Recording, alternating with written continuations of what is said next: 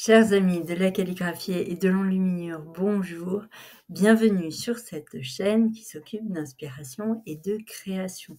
Alors aujourd'hui, je voulais vous parler de mon livre préféré.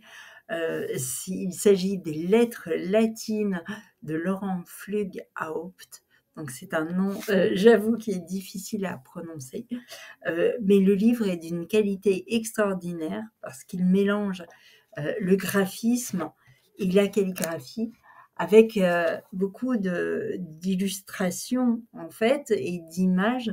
On comprend, il y a des annotations marginales qui répètent l'évidence un peu et on voit vraiment comment la lettre s'est transformée au fil des années.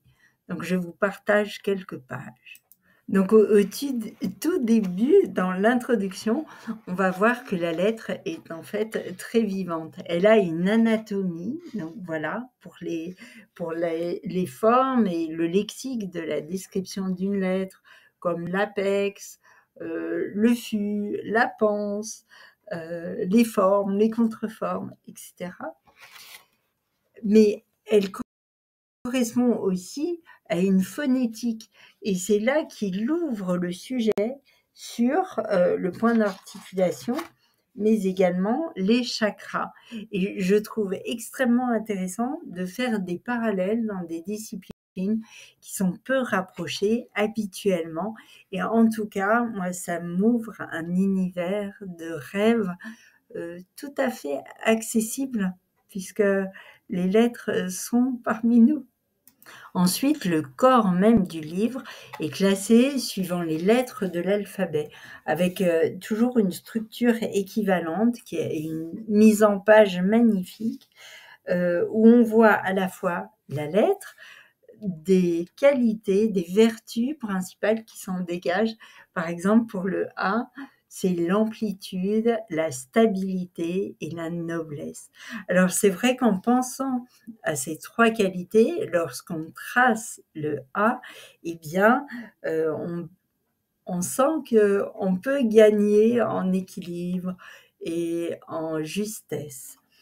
Dans ces pages, donc on a un discours, et puis en bas de page, on va trouver la frise de toutes les formes du A suivant les siècles. Donc ici, on parle de l'Antiquité, de l'année 100 par exemple, et on va jusqu'à l'époque moderne avec les transformations et ce qu'on peut trouver aujourd'hui. Donc pour moi, c'est extrêmement intéressant. Effectivement, on cherche avec gourmandise les lettres qu'on utilise ou qu'on a dans son nom ou son prénom. Le F, évidemment, est magnifique. Donc, il s'agit plutôt de majuscules. Mais voilà une idée qui donne vraiment envie de se construire d'autres abécédaires, en fait, d'autres formes de réunion des lettres entre elles. Donc le H avec toutes ces différentes représentations, des plus fantaisistes aux plus classiques. Voilà. Dites-moi votre lettre et je vous montrerai la page. Alors l'ouvrage se termine avec une sélection de termes propres à la lettre sous forme de lexique, avec une mise en page superbe, toujours la même, d'un corps de texte, d'un espace de texte principal, et de marges qui donnent des indications graphiques ou des représentations. J'ai retrouvé le monogramme de Charlemagne qui m'a tellement passionnée que j'inventais, passer un temps de multiples monogrammes à tout bout de champ. On retrouve des considérations mêlant différentes disciplines, y compris mathématiques, géométriques, biologiques, historiques. Enfin, vraiment, c'est une mine d'or, un trésor que de pouvoir lire ces annotations.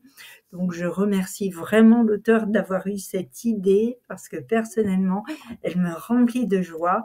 La mauvaise nouvelle, c'est que cette cet ouvrage qui est paru en collection Écriture aux éditions alternatives semble être épuisé. La bonne nouvelle, c'est qu'on peut le trouver encore en version d'occasion. Je vous le conseille. Voilà, je ne peux pas mieux dire. Si vous voulez en savoir plus, en parler davantage, ou que je vous montre plus de pages, eh bien, n'hésitez pas à rejoindre la communauté de passionnés. Si vous souhaitez poursuivre le feuilletage, rejoignez-nous dès maintenant dans la communauté et plongez dans l'écriture aux côtés d'autres passionnés. Dites-moi en commentaire si ce livre vous a plu, quelle lettre vous préférez et pourquoi. Vive la calligraphie, vive l'enluminure, prenez soin de vous et à bientôt.